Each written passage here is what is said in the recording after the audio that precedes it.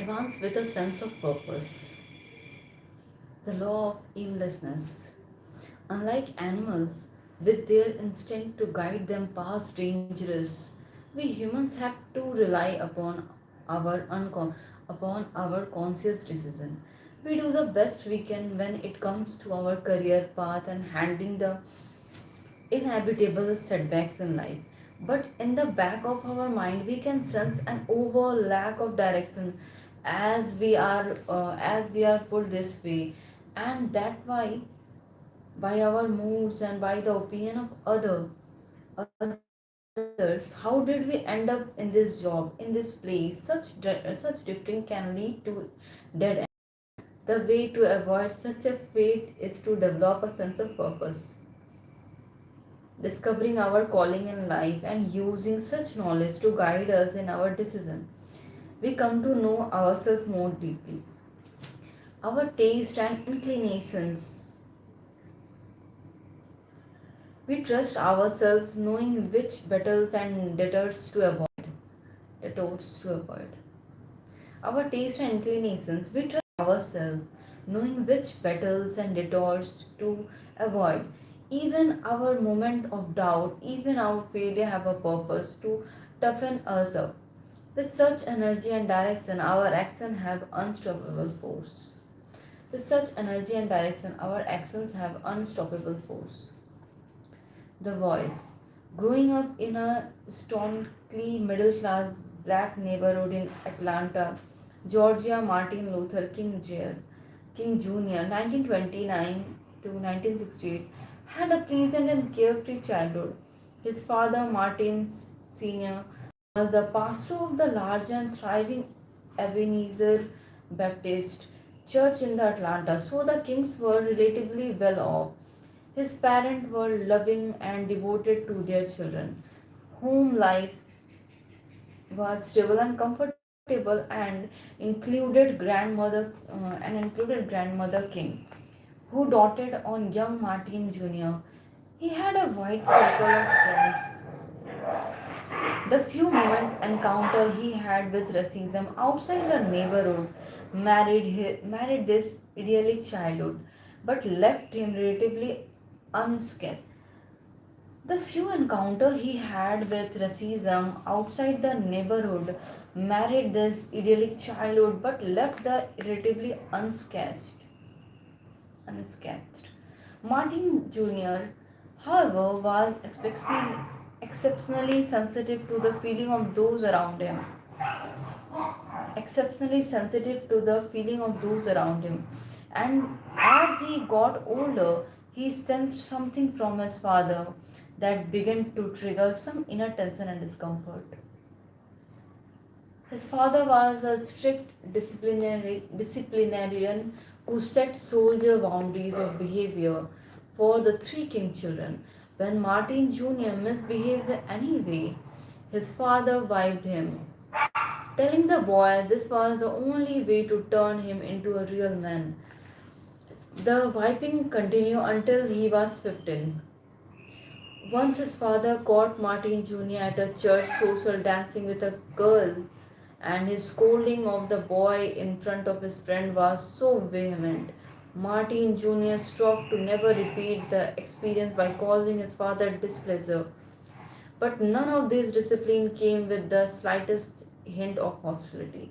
Martin's senior affection of his son was too real and palpable for the boy to feel anything but guilt for disappointing him.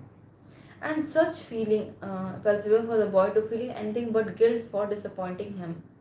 And such feeling of guilt were all the more stressful for Martin Jr. because of the high hopes the father placed on his son. As a boy, Martin Jr. displayed an unusual way with words.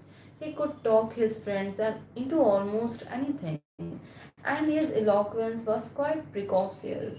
He was certainly bright. A plan formed in Martin Sr.'s mind that his elder son would follow in his father's footsteps, attending Morehouse College in Atlanta, becoming ordained as a minister, serving as co-pastor at Ebenezer and then eventually inheriting the father's position, just as Martin Sr. had inherited it from his father in law.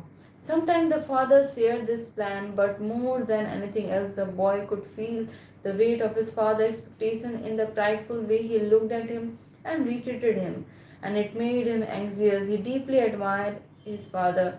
He was a man of very high principle, but Martin Jr. could not avoid sensing the grounding differences between them in taste and temperature. The son was more easygoing. He loved attending parties, wearing nice clothes, dating girls, and dancing. As he got older, he developed a pronounced serious and introspective side and was drawn to books and learning.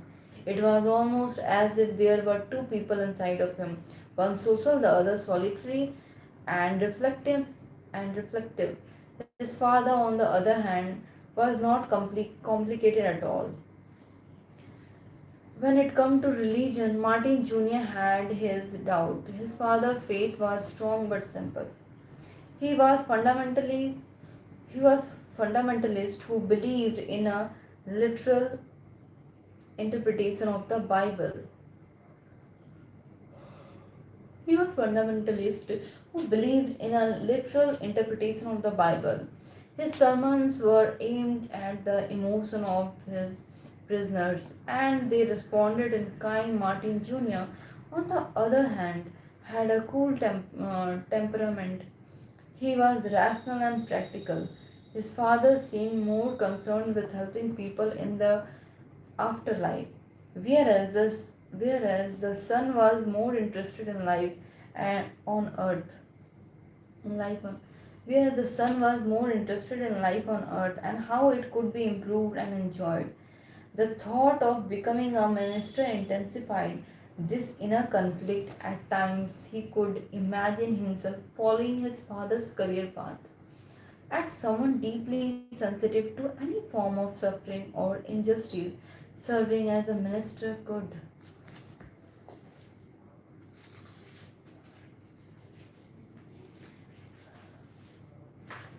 Serving as a minister could be the perfect way to channel his desire to help people, but could be a minister with such tenuous religious faith.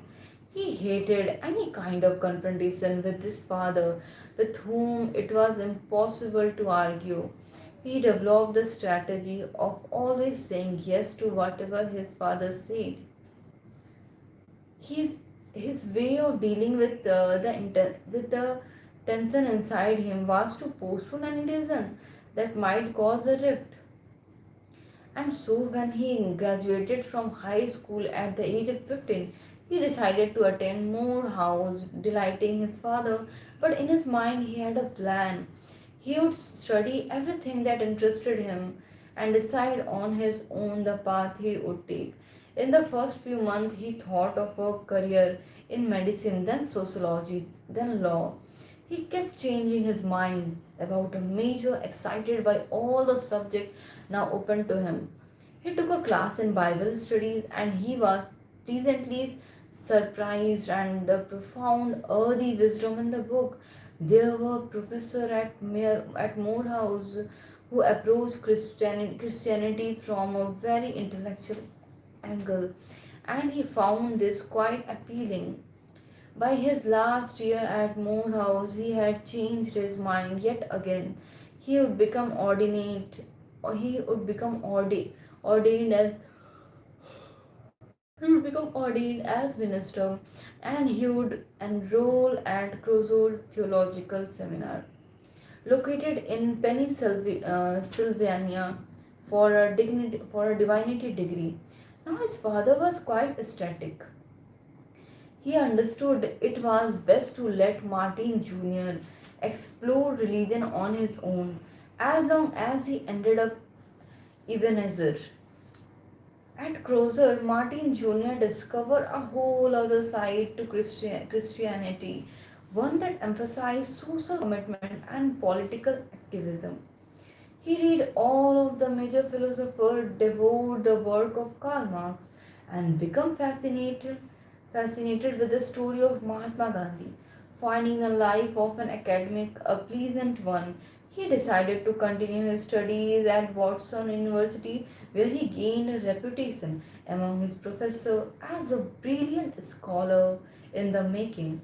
But as he prepared to graduate in 1954, from Boston University with a PhD in systematic theology, he could no longer postpone the inevitable. His father had lined up for him an irresistible offer, a position as co-pastor at Ebenezer and a part-time teaching position at Morehouse, where he could continue the academic studies he loved. Martin had recently married, and his wife Coretta wanted them to stay in the north, where life would be easier than in the troubled south. He could get a teaching job at almost any university he wanted. It was tempting to fall for either option, Ebenezer or teaching at a northern university. They would certainly lead to a comfortable life. In the past few months, however, he had a different vision of his future. He could not rationally explain where this came from, but it was clear to him he could return to the south where he felt a primal connection to his roots.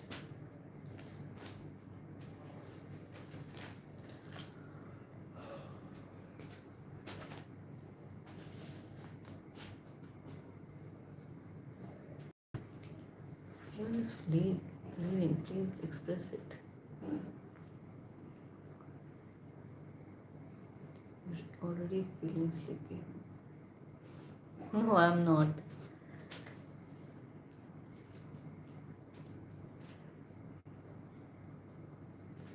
If I start to explain everything or every line or every word, na, then this book will never be completed. See the part of this book.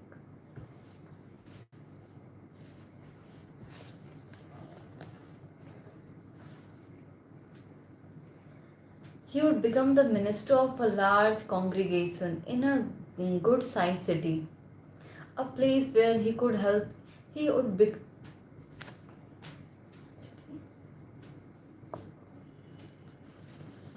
he would become the minister of a large congregation in a good sized city. Hmm. Minister of a large congregation in a good sized city. A place where he could help people serve the community, a place where he could help people serve the community and make a practical difference between and make a practical difference. But it would not be in Atlanta. And his father had planned. He was not destined to be a professor or merely a preacher molded by his father. He would have to resist the easy path, and the vision had become too strong for him to deny it any longer. He would have to displease his father, breaking the news as gently as possible. Several months before graduating, he heard of an opening at Dexter Avenue Baptist Church in Montgomery, Alabama. He visited the church and gave a sermon there. Impressing the church leaders, he found the congregation at Dexter more solemn and thoughtful than at Ebenezer, which suited his own temperament. Coretta tried to dissuade him from such a choice. She had grown up not far from Montgomery and she knew how fiercely segregated the city was, and the many ugly tension below the surface. Martin would encounter there a virulent racism he had never experienced in his relatively sheltered life. To Martin Sr., Dexter and Montgomery spelled trouble. He had his voice to Coretta, but when Dexter offered Martin Jr. the job, he did not experience his usual ambivalence and need to things need to think things over. For some reason, he felt certain about the choice. It seemed faithful and right. Established at Dexter, Martin Jr. worked hard at imposing his authority. He knew he looked a bit too young for the position, He devoted a great deal of time and effort to his sermons. Preaching became his passion, and he soon gained a reputation as the most formidable preacher in the area. But unlike many other pastors, his sermons were full of ideas inspired by all the books he had read. He managed to make this idea relevant to the day to day lives of his congregation. The key theme he had begun to develop was a power of love to transform people, a power that was desperately underused in the world, and the black would have to adopt in relation to their white oppressors in order to change things. He became active in the local chapter of the NAP, but when he was offered the position of president of the chapter, he turned it down. Coretta had just given birth to their first child, and his responsibility as a father and as a minister were great enough. He would remain very active in local politics, but his duty was to his church and family. He revealed in the simple and satisfying life he was now leading. His congregation adored him. In early December of 1955, Dr. King, as he was now known, watched him.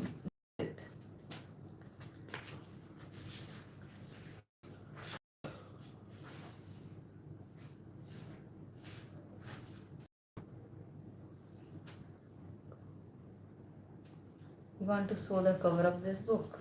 Okay.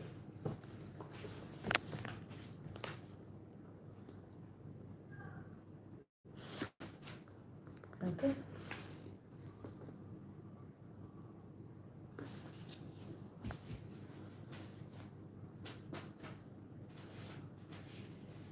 In early December of 1955, Dr. King, as he was now owned, watched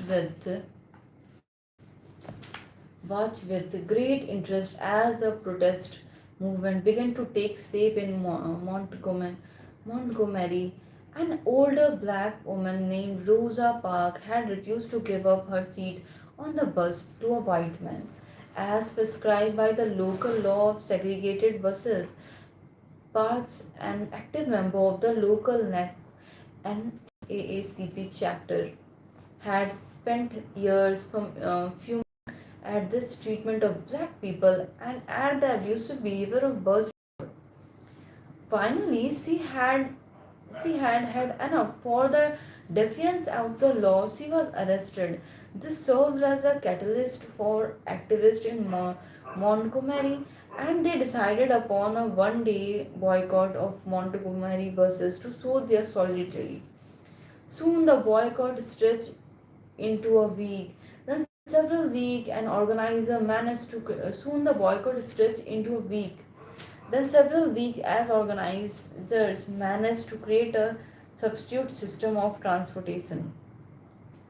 One of the organizers of the boycott, E.D. Nixon, asked King to take a leading role in the movement, but he was reluctant. He had so little time to spare from his congregation work. He would do what he could to lend his support, and the boycott gained momentum. It became clear to its leaders that the local chapter of the NAACP was not big enough to handle it. They decided they would form a new organization to be called the Montgomery Improvement Association. Because of his youth, his eloquence, and what seemed to be his natural leadership skills. At a local town meeting, those who had formed the MIA nominated King to be its president. It was an offer they have expected him to refuse. They knew of his past hesitation. King, however, could feel the energy in the room and their faith in him. Without his usual careful premeditation, he suddenly decided to accept. Without his usual careful premeditation, he suddenly decided to accept. As the boycott continued, the white administrator who controlled the city became increasingly adamant in their refusal to end the segregated practices on the city's buses. The tension was escalating. Several black involved in the boycott movement had been shot at and assaulted. In the speech he now delivered to large crowd at the Mia meetings, King developed his scheme of non-violent resistance, invoking the name of Gandhi. They would defeat the other side through peaceful protest and justified boycott. They would take the campaign further, aiming at complete integration in Montgomery's public places. Now the local authorities saw King as a dangerous man, an interloper from outside the state.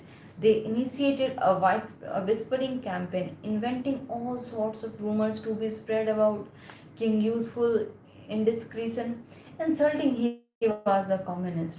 Almost every night he received phone calls threatening his life and that of his family, and such threats were not be taken lightly in Montgomery, a normally served man. He did not like all the attention from the press, which had now become national. There was so much bickering within the EMEA leadership, and the fighters in power were so devilish tricky. It was all so much more than he had bargained for when he had decided to become the Mia leader. Several weeks after assuming the leadership position, King was arrested while driving ostensibly for speeding and placed in a cell full of the most hated criminals. Once bail was posted, a trial was set for 2 days later, and who could guess what trumped up charges they might come up with? That night before his trial, he received yet another phone call. Nigger, nigger, we are tired of you and your mess now. And if you aren't out of this town in 3 days, we are going to blow your brains out and blow up your house. Something in the tone of the caller's voice sent chills down his spine. This seemed more than just a threat. He tried to sleep that night but couldn't. That the man's voice on the phone call replaying in his mind. He went into the kitchen to make some coffee and calm himself down. He was shaking, he was losing his nerve and his confidence. Couldn't he just find a way to gracefully bow out of his leadership position and return to the comfortable life of being just a minister?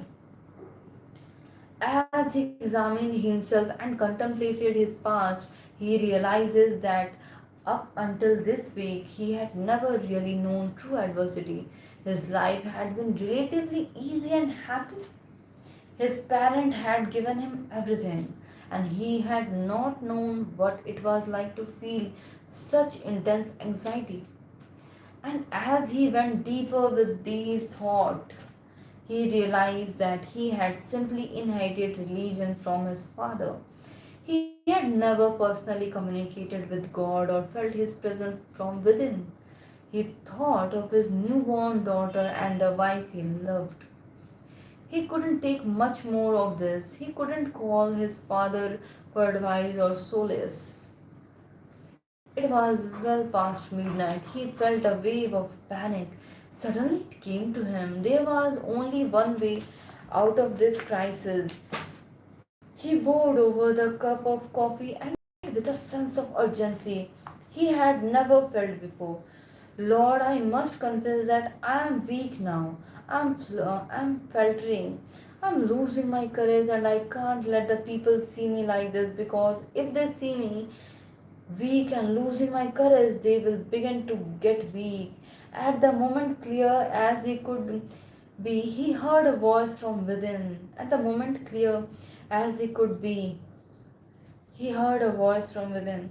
Martin Luther, stand up for righteousness, stand up for justice, stand up for truth, and lo, I will be with you, even until the end of the world. Voice that of the Lord he felt sure promised to never leave him. And the voice that of the Lord he felt sure promised to never leave him, to come back to him when he needed it. Almost immediately, he felt a sense of tremendous relief. The burden of his doubt and anxiety lifted from his shoulder. He could not help but cry. Several nights later, while King was attending an MIA meeting, his house was bombed.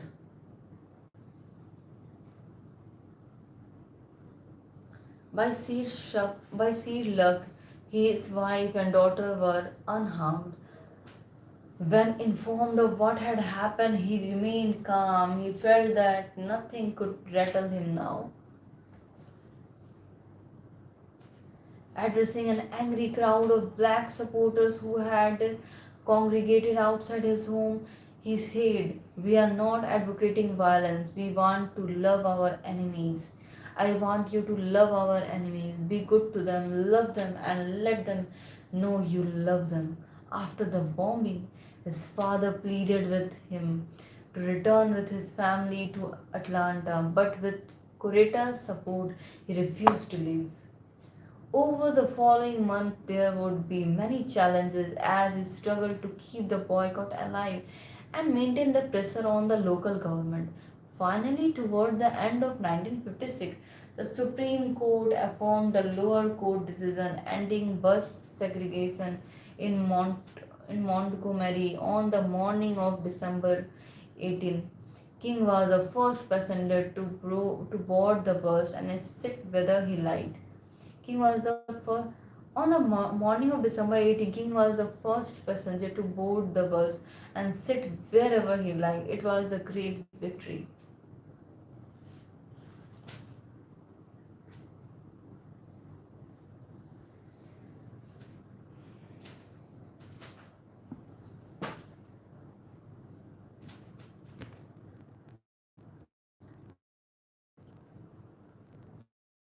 The laws of human nature are very nice. Yes, his book is too great.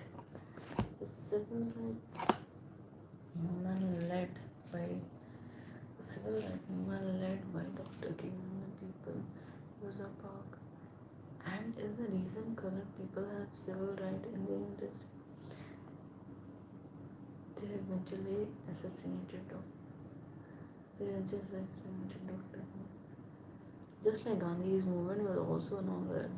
Yeah, absolutely. They follow the Gandhi, na? That's why. The description of his movies are describing the description of his motives describing the book seem inaccurate through lots of missing details. Lots of missing detail. Why? The author explained something less about him.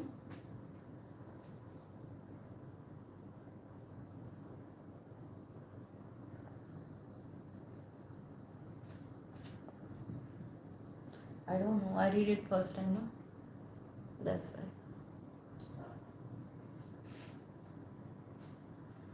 Over the following month, there would be many challenges as he struggled to keep the boycott alive. And as over the following month, there would be many challenges as he struggled to keep the boycott alive and maintain the pressure on the local government. Maintain the pressure on the local government. Finally, toward the end of 1956, the Supreme Court affirmed the lower court decision ending bus segregation in Montgomery. On the morning of December 18, King was the first passenger to board the bus and sit wherever he liked. It was a great victory. Now came national attention and fame, and with it, endless new problems and headaches. The death threats continued. The older black leader in the MIA and the NACP came to recent the attention he now received. The infighting, the infighting and the clash of egos become almost intolerable. King decided to start a new organization to be called the Southern Christian Leadership Conference. It purposed to take the movement beyond Montgomery for King.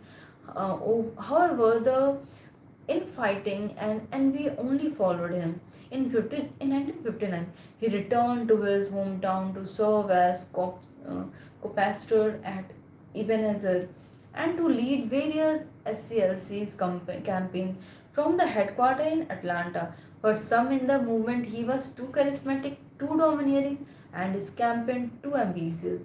For others, he was too weak, too willing to compromise with white authorities. The criticism from both sides were relentless.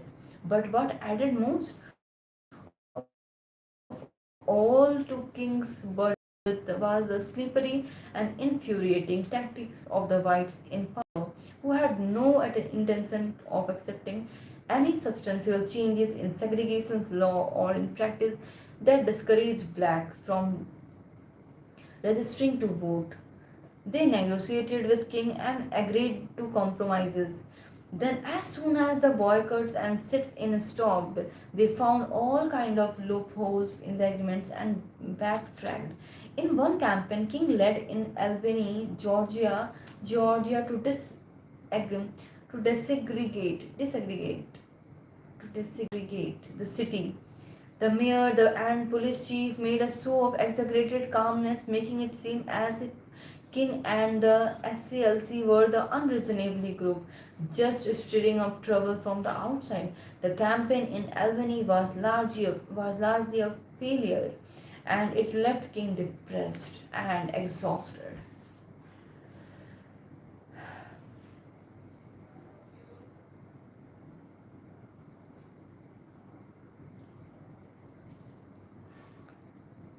Lots of misunderstanding.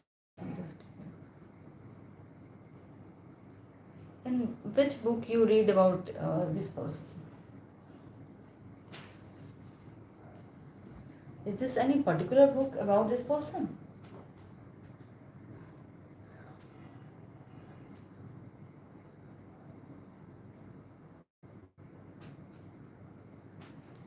Segregation is where white people and black people were separated.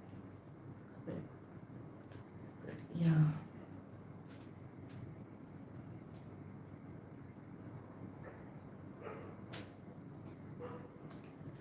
It was now the pattern in his life that in such moment he yearned for the simpler, easier day of the past, his happy childhood, his pleasant years at the university, the first year and a half at Dexter.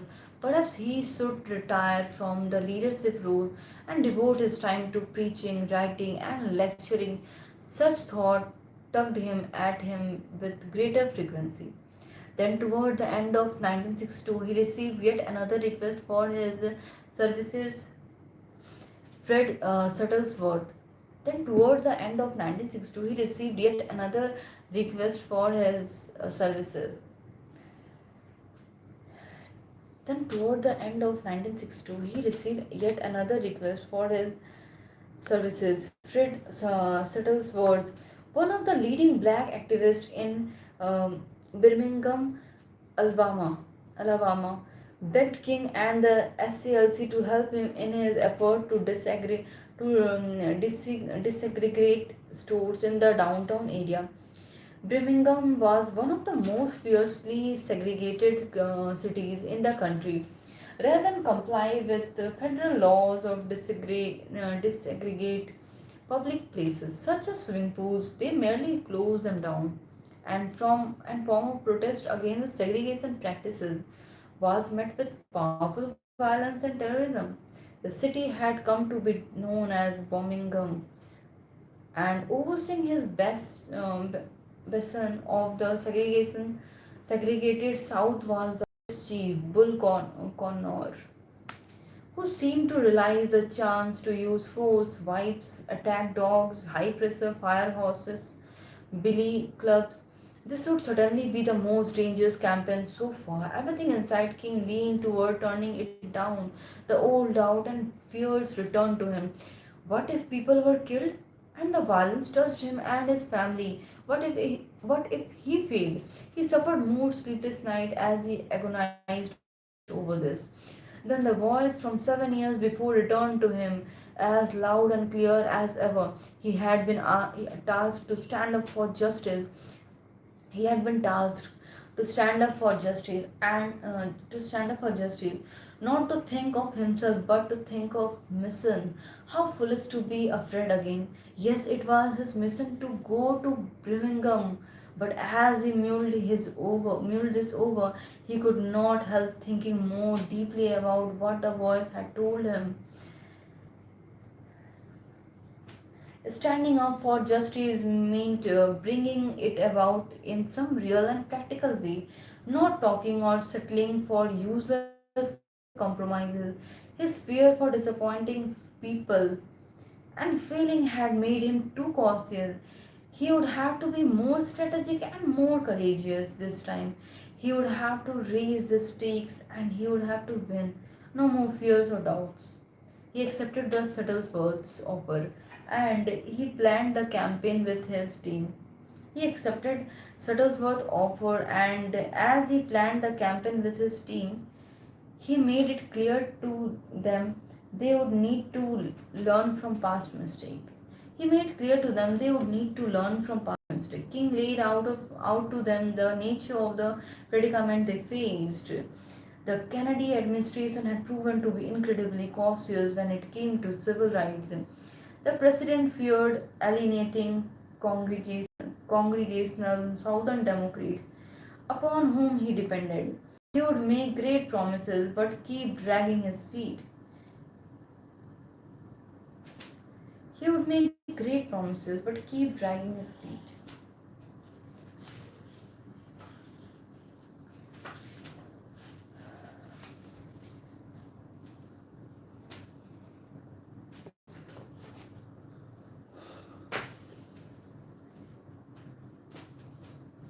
There's a lot of biographies on Dr. King. Okay, Dr. King. That means he was a good person. Hmm. That's why a lot of biographies upon him. Bhagat Singh III was the first. Bhag- Bhagat Singh Thind was the first person who fought for the South Asian communist right to be able to become citizen in America in the early 19th. Hmm. I heard about Bhagat Singh, but who's this person, Bhagat Singh Thind?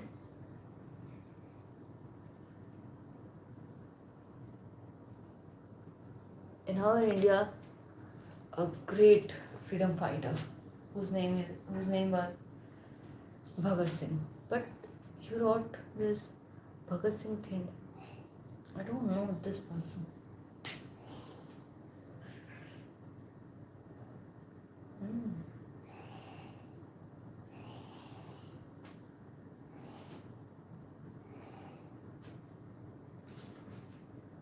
Advance with the sense of purpose.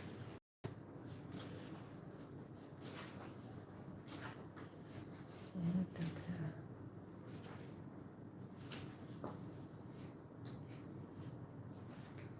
390, 64, 30 pages. What they needed to do in Birmingham was to provoke a national crisis, one that was bloody and ugly. What they needed to do in Birmingham was to provoke a national crisis, one that was bloody and ugly. The racism and segregation in the South were largely invisible to moderate whites. Birmingham seemed like just another sleepy southern town. Their goal must be to make the racism so visible to the whites watching television that it would strike their consciences. And with a growing sense of outrage, pressure would be placed on the Kennedy administration that it could no longer resist. Most of all, King was counting on the cooperation of Bull Corner in his plan. His overreaction to the intensity of their campaign would be the key to the whole drama they were hoping to enact. Two different people. Yeah, that's why I told Dr. Thind was a writer, scholar, lawyer, and soldier. Okay, writer, scholar, soldier. He belongs to which country?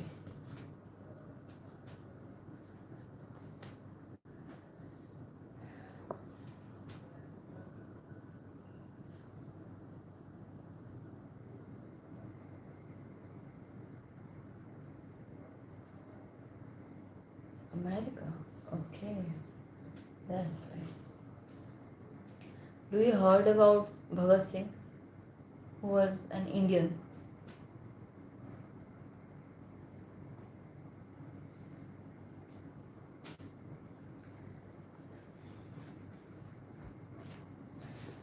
Bhagat Singh, the name is really special.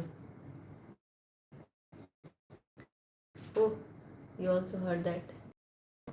Yeah, he was a great freedom fighter.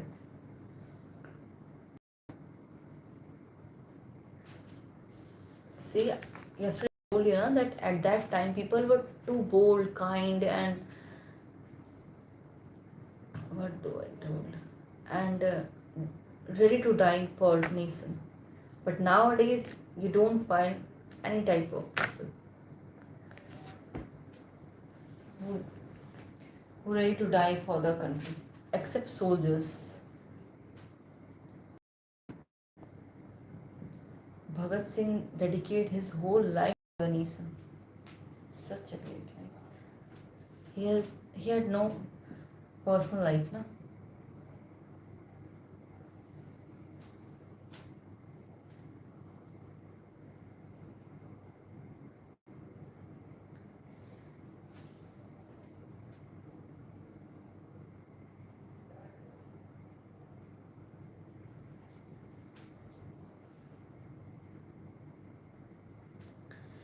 In April 1963, King and his team put their in April 1963, King and his team put their plan into action.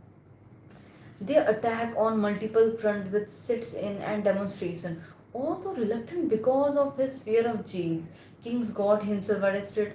This would garner more publicity and stir the local publication to emulate him. But the campaign had a fatal weakness that became apparent only as it evolved.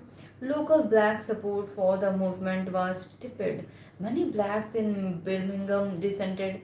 Subtle autocratic style. Others reasonably feared the violence would unleash. King depended on large and boisterous crowd, but what he got was far from that.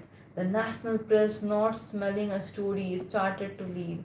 Then one of the leader on his team, James Bevel, had an idea. They would enlist the participation of students in local school. Kind had King had his fears and argued they should not bring in anyone under the age of 14. But Bevel reminded him of the high stake and the need of numbers, and King relented. Many of those inside the organization and sympathizers were shocked that King could be so pragmatic and strategic in using such young people. But the campaign had a higher purpose and it was no time to be so delicate. The student responded with great enthusiasm. It was just what the movement needed. They feel the stress of Birmingham, more daring and boisterous than their parent. Soon they were filling up the jails, the press returned, and messes. Out came the high pressure fire houses.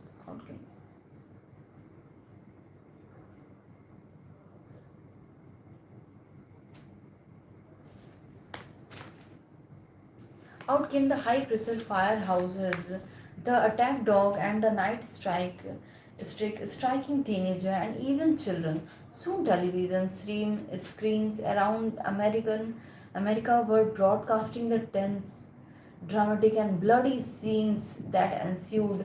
Enormous crowd now showed up for the king's speeches, drumming up support for the cause.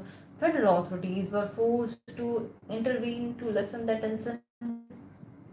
King had learned his lesson from before. He had to keep up the pressure to the very end. Representative of the white power structure reluctantly opened negotiation with King. At the same time, he sanctioned the demonstrators to continue their downtown marches, coming from all directions and stretching Connaught police force to the breaking point. Frightened local merchant and had enough and asked the white negotiator to work on a comprehensive settlement with a black leader, essentially desegregating the downtown stores and agreeing to the hiring of black employees. It was his greatest triumph so far. He had realized his ambitious goal.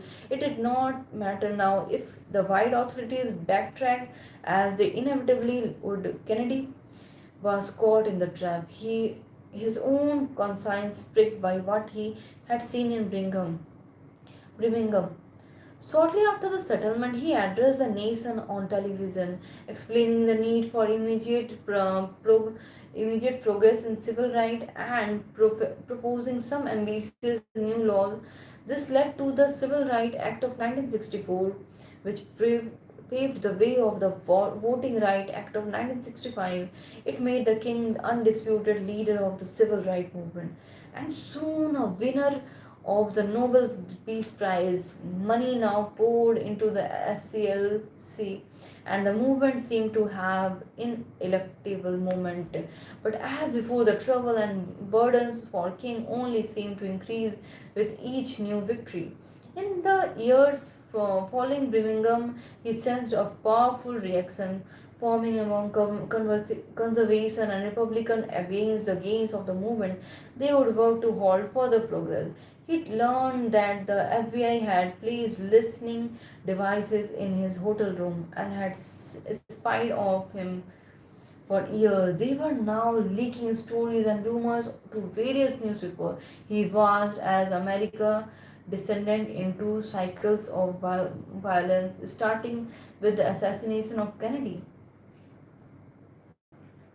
He saw a new generation of black activists emerge under the banner of black power and criticized his adherence of non-violence as weak and antiquated. When King moved to the campaign to Chicago to try to stop discriminatory housing practices there, he broked a settle with the local authorities, but black activists around the country harshly criticized him.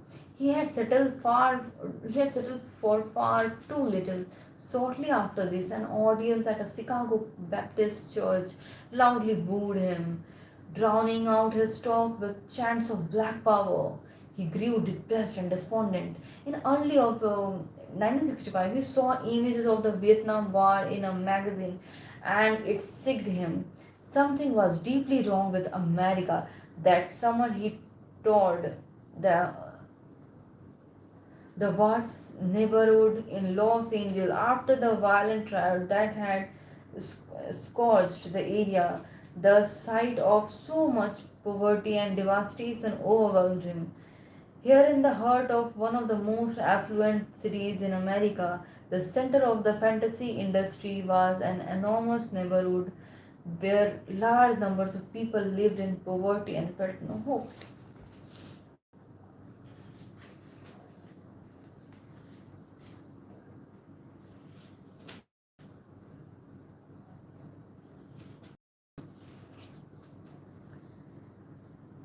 Sorry to say. What did you say? He died before India was a country.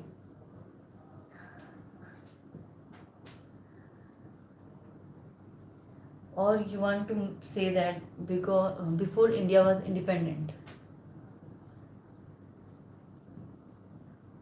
Because India was not a country that formed recently, like Bangladesh or Pakistan. It is formed earlier.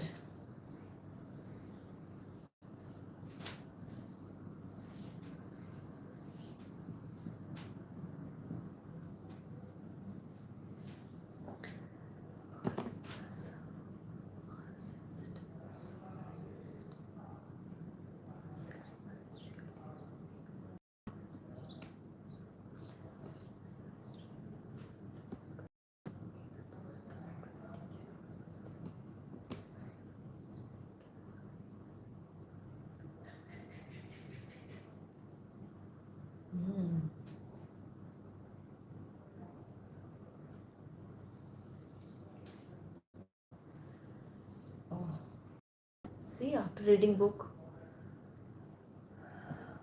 I know those people whom I never listen about. Thanks to you for explaining this much. There were a lot of kingdoms, not a collective.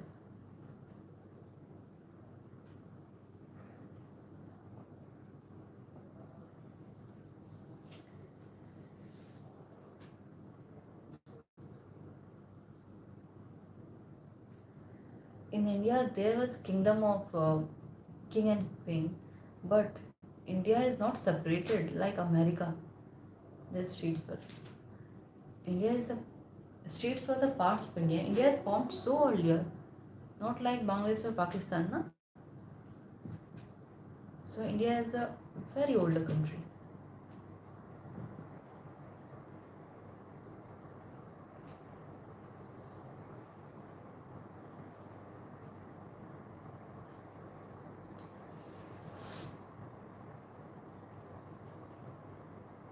इतने हम कहाँ गए? हाँ यहाँ पे है. Only thing to read हाँ इधर.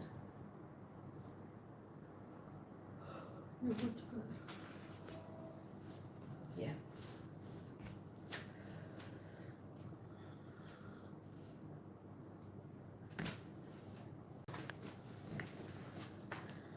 For the future, and they were largely invisible, America had a cancer in its system. For the future, and they were largely invisible, America had a cancer in its system. Extreme inequalities in wealth and the willingness to spend vast sums of money on an absurd war, while black in inner cities were left to rot and riot. His depression was now mixed with growing anger. In his conversation with friends, people noticed a new edge to him. In one retreat with his staff, he said, all too many people have seen power and love as polar opposite, but the two fulfill each other. Power without love is reckless, and love without power is sentimental. Power without love is reckless, and love without power is sentimental. At another retreat, he talked of new tactics. He would never abandon non-violence as a means, but the civil disobedience campaign would have to be altered and intensified. Non-violence must mature to a new level. Mass civil disobedience, there must be a more than a statement to the larger society. There must be a force that interrupt its functioning at some key point. The movement was not about integrating black into the values of America society, but about actively altering those values at their root. He would add to the civil rights movement the need to address poverty in inner cities to protest the Vietnam War. On April 4, 1967, he expressed this widening of the struggle in a speech that got lots of attention, almost all even his most ardent supporters criticized it, including the Vietnam War, would only alienate the public from the cause of civil rights. They said it would anger the Johnson administration, whose support they depended upon. It was not part of his mandate to speak so broadly. He had never felt so alone, so attacked by his many critics. By early 1960, his depression had become deeper than ever. He felt the end was near. Some among his many enemies were going to kill him. For all that he had said and done, he was exhausted by the tension and felt spiritually at a loss. In March of that year, a pastor in Memphis, Tennessee, invited King to his city, hoping he could help support a strike by black sanitation workers who had been treated horribly. There had been marches, boycott, and protest, and the police had responded brutally. The situation was explosive. King put them off. He felt depleted. But,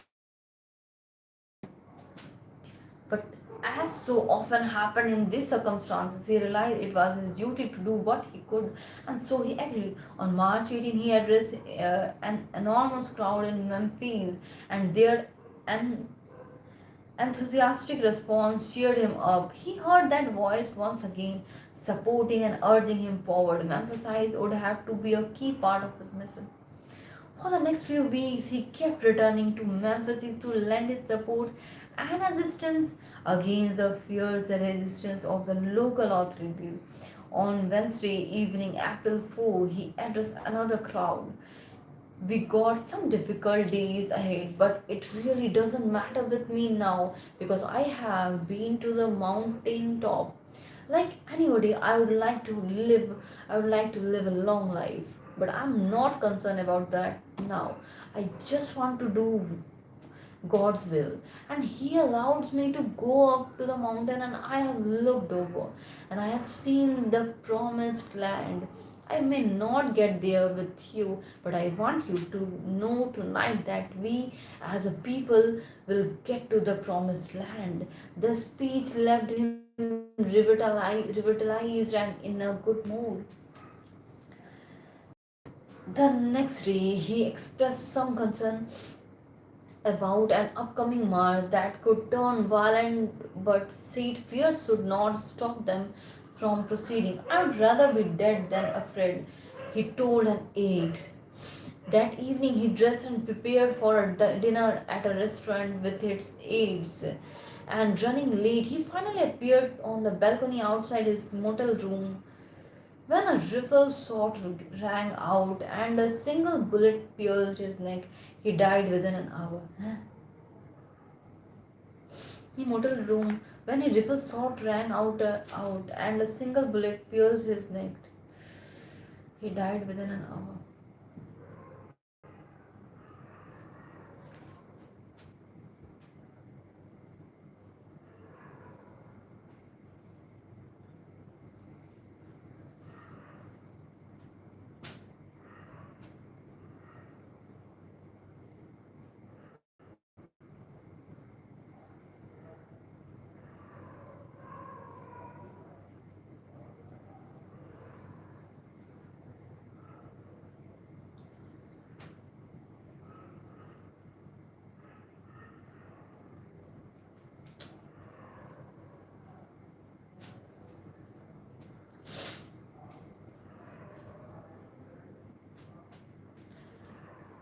There were lots of kingdom, not a collective.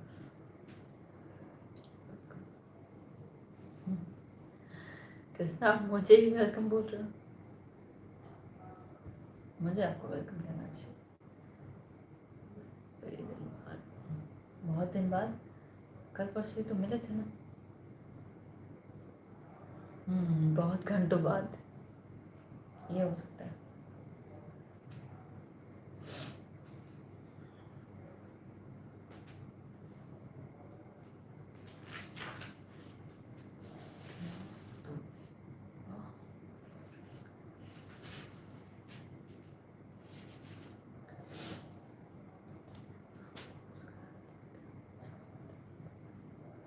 हाँ thank you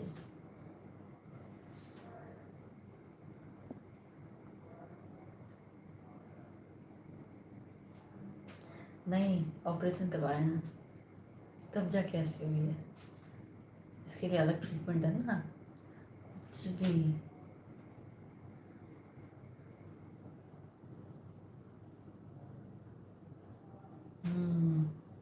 limited stock है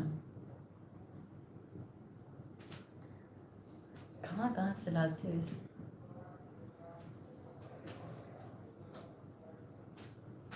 Interpretation. Martin Luther King Jr. was a complex man with several sides to his character. There was a pleasure loving king. Martin Luther King Jr. was a complex man with several sides to his character. There was a pleasure loving king who loved nice clothes, food, dances, women, mischievous behavior. There was a pleasure loving king who loved the nice clothes, food, dances, women, and mischievous behavior.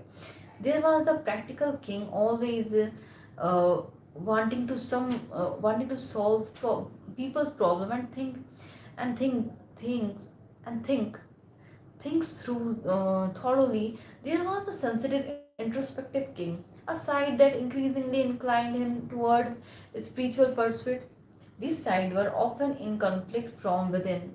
As he succumbed to passing moods, this was what often caused him to agonize over decision.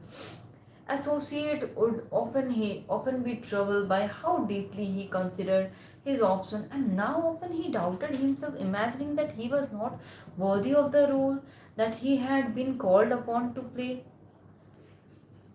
His relationship to his father reflected this complexity. On the one hand, he truly loved and respected him enough to consider becoming a minister and emulating his style of leadership. On the other hand, he became aware from a very early age of the dangers that would ensue if he allowed him to be overwhelmed by his father dominating presence. His younger brother Eddie King lacked such awareness, a fact that caused him much pain in his life.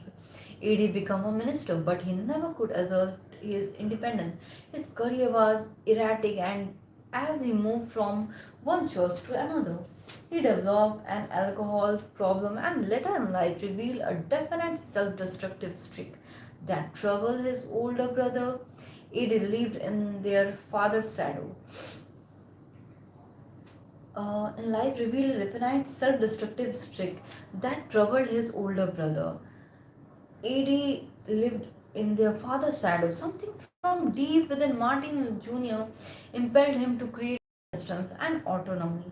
This meant not mindlessly rebelling against his father, which in the end would simply have revealed how defined he had been by him in reverse. It means understanding the difference between them and using the differences as leaves to create space. It means taking the best from his father, his discipline, his high sense of principle, his caring nature, and it meant going his own way with something from deep within urged him to do so. He taught himself to listen to such intuition, which led to his decision to begin his public career in Montgomery and to accept the Mia leadership position. In such moment, it was as if he could foresee his destiny and drop his habit of overthinking things.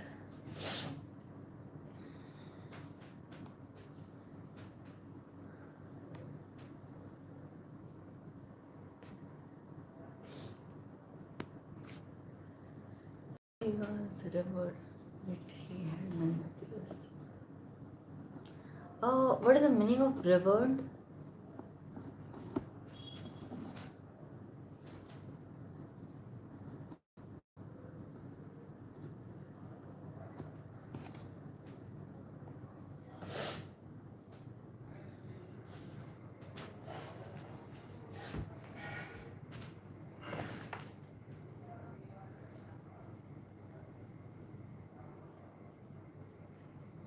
Then, a few weeks after becoming the EMEA leader, as he began to feel the increasing tension that went with the position, the many sides of his character suddenly took over and led to an inner crisis. There was a self-doubting king, the fearful king, the practical king, frustrated by the endless obstacle and infighting, the king who yearned for a simpler and more pleasant life.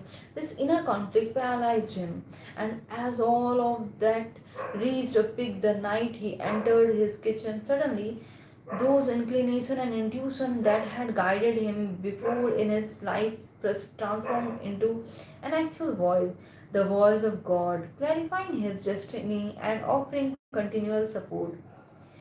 He could hear this voice so from within it would echo and reverberate throughout his life. From then on, in conversation and speeches, he could continually refer to this voice that now guided him, and within this voice and doubt, fears, and debilitating inner conflict would disappear. He could feel integrate on a whole new level. Suddenly, the moods and anxiety would return, but so would the voice, making the mission clear to him. People were often surprised and sometimes perturbed by how strategic he had become as his leadership role expanded to a national level. During and after every civil right campaign, he would conduct deep analysis of the actions and reaction of the other side, learning lessons and honing tactics. For some, this did not square with the position as a spiritual leader. For instance, his decision to use children and teenagers in Birmingham as a means to fill the city jails. Ministers were not supposed to think like that, but to King, such pragmatism was intimately connected to his mission. To merely inspire people with speeches was sentimental and he hated that. To not think deeply about result was to merely seek attention for appearing righteous and to gratify the ego. He wanted to effect change too dramatically and probably after the condition of black in the south, and so he came to understand that the game was about gaining leverage against the whites in power who resisted change at every step. He had to use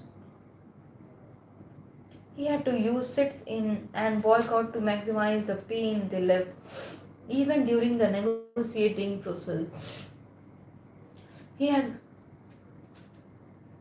he had to maximize the attention from the press and bring into the living room of white America the ugly reality of life in the South for blacks.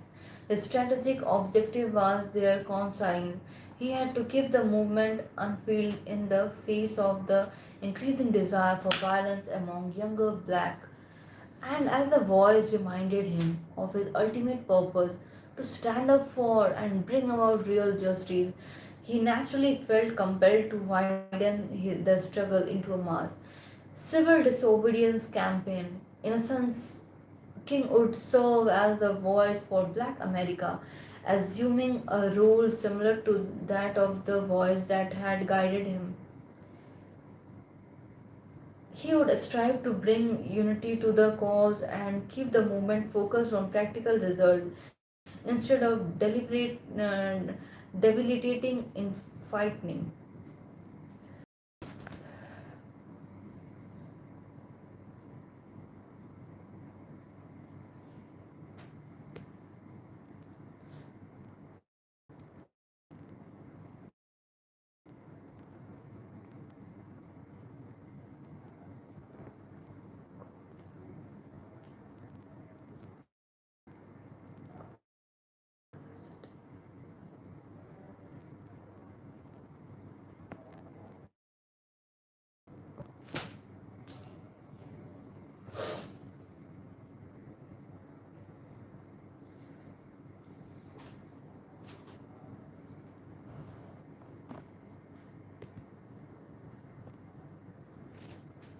Oh, Rohini आपका channel है. Please guys go and support Harsh.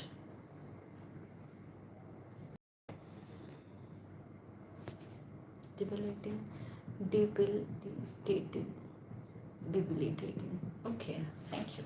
And tell me the meaning also.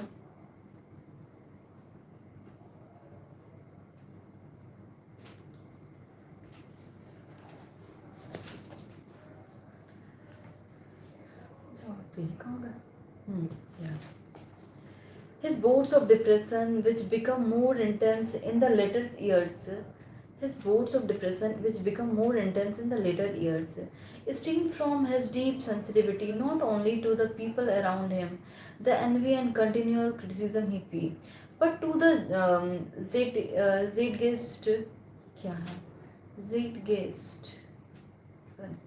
Before other dates, he sensed the mood in America, the grim reality of the war in Vietnam, the despair in the inner cities, the restlessness of the young and their hunger to escape reality through drugs, the cowardice of the political leadership. He linked this with his own sense of doom. He knew he would be assassinated. Such mood would overwhelm him, but the voice he had heard so many years before in Montgomery allowed him to squelch his fear and rise above the depression. Whenever he felt connected to his mission and purpose in life, he would experience a profound sense of fulfillment. He was doing what he was called to do, and he would not have traded this life for any other. In his last days, the connection grew deeper. He would bring change to the people of Memphis, but this fate would cut this short. Understand, in many ways, the dilemma that King faced in the dilemma that all of us face in life become because of a profound element in human nature. We are all complex. We like to present a front to the world that is consistent and mature, but we know inside that we are subject to many different modes and wear many different faces depending on circumstances. We can be practical, social, introspective, irrational, depending on the mood of the moment, and this inner chaos actually causes us pain. We lack a sense of cohesion and direction in life. We could choose any number of paths depending on our shifting emotion which pull us this way and that. Why go here instead of there? We wander through life, never quite reaching the goals that we feel are so important to us. Why go here instead of there? We wander through life, never quite reaching the goals that we feel are so important to us, or realizing our potential. The moment in which we feel clarity and purpose or are fleeting to soothe the pain from our aimlessness. We might enmess ourselves in various addictions, pursue new form of pleasure, or give ourselves over to some cause that interests us for a few months or weeks. The only solution to the dilemma is King's solution to find a higher sense of purpose, a mission that will provide us our own direction, not that of our parents, friends, or peers. This mission is intimately connected to our individuality, to what makes us unique. As King expressed it, we have a responsibility to set out to discover what we are made for, to discover our life's work, to discover what we are called to do, and after we discover that, we should set out to do it with all the strength and all of the power that we can muster. This life works is what we were intended to do, as dictated by our particular skill, gifted, and inclination. It is our calling in life. For King, it was an impulse to find his own particular path, to fuse the particular with the spiritual. Finding this higher sense of purpose gives us the integration and the direction we all crave. Consider this life work, something that speaks to you from within. Consider this life's work, something that speaks to you from within. A voice, this voice will often warn you when you are getting involved in unnecessary entanglement, or when you are about to follow career path that are unsuited to your character. By the uneasiness that you feel, it directs you toward activities and goals that mess with your nature. When you are listening to it, you feel like you have greater clarity and wholeness. If you listen closely enough, it will direct you toward your particular destiny. It can be seen as something spiritual or something personal, or both. It is not the voice of your ego, which wants attention and quick gratification, something that further divides you from within. Rather, it absorbs you in your work.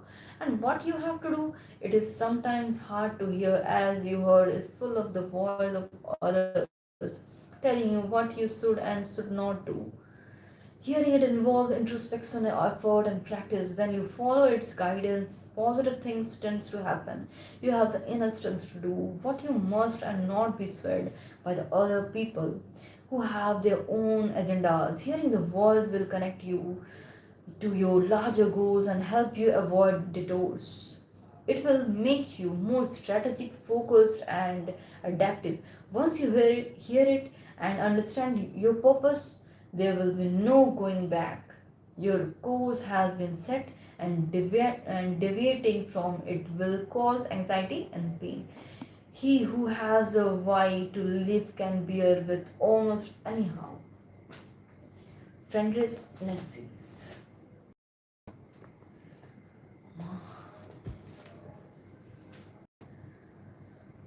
Not able to take action.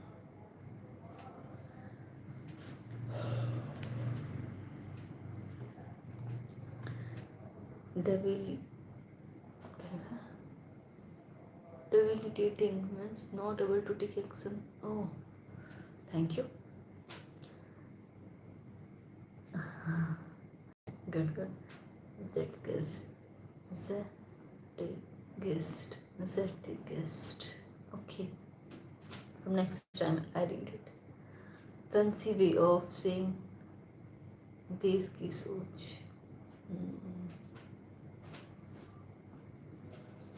Wait, I will write it down. Dun, dun, dun, dun.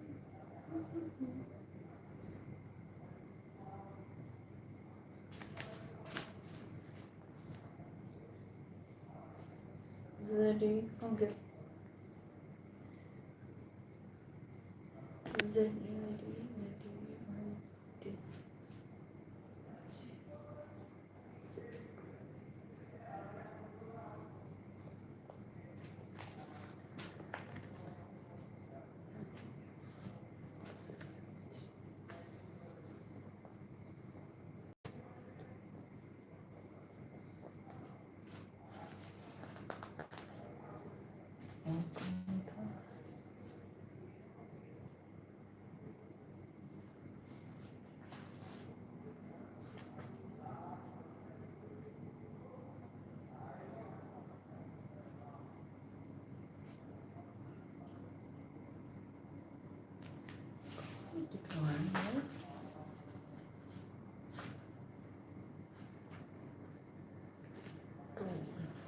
Oh, can you tell me the meaning of this word? Toad. T-O-U-R-E-D.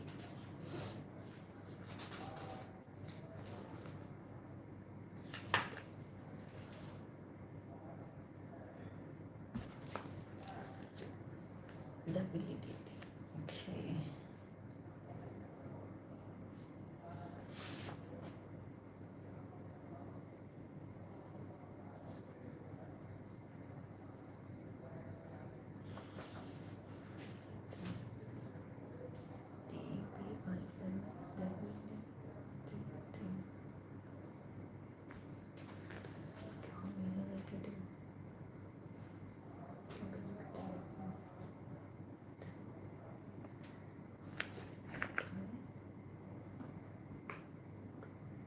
The past tense of tour.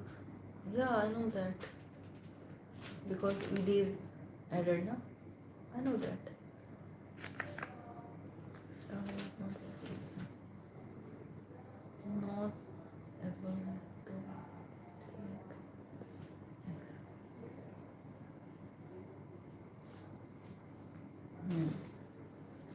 tour. So what's the meaning of tour?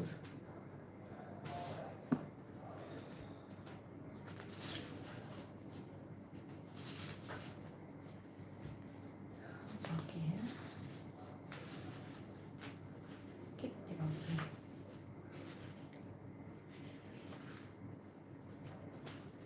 90.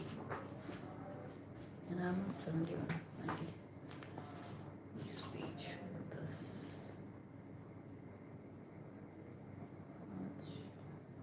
This page.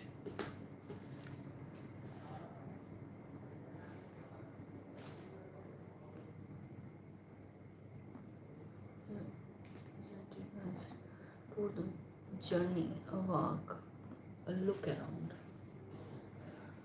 Journey.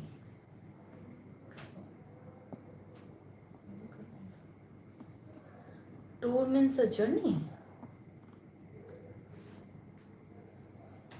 I don't know. Journey, a walk, a look around.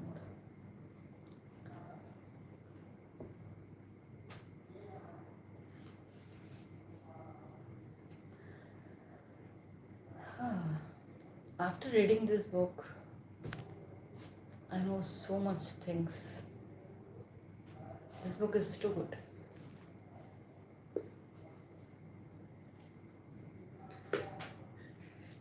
Like if someone wants to look around the red fort, look around. Okay.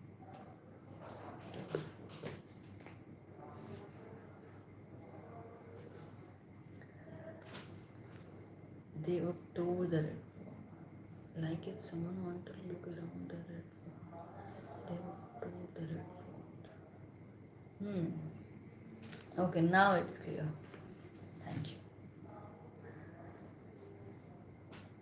You explained so well, na?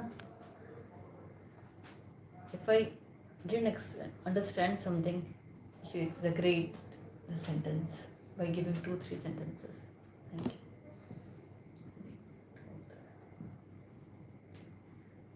Look around.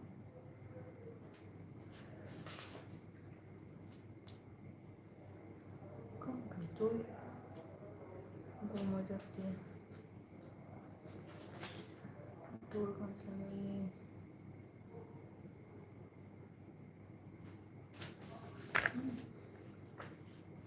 चलो घूम over.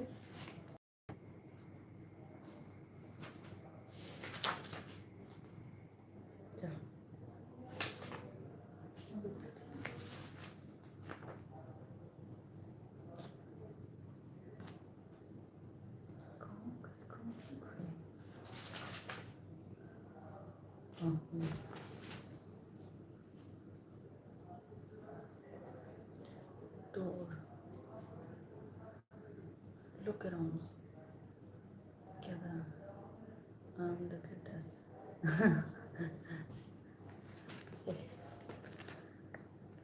They would tour the red fort. Okay. Look around. Look around.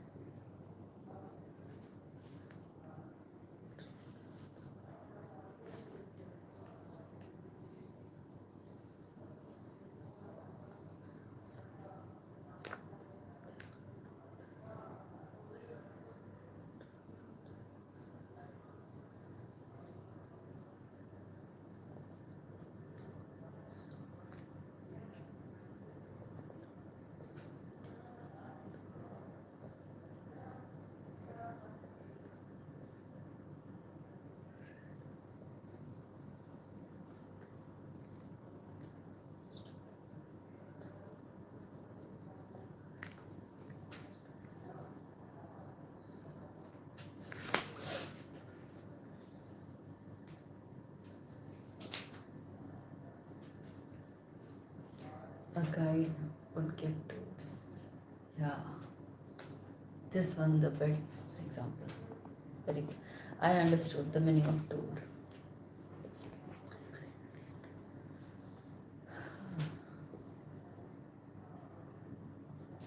Guide. Okay.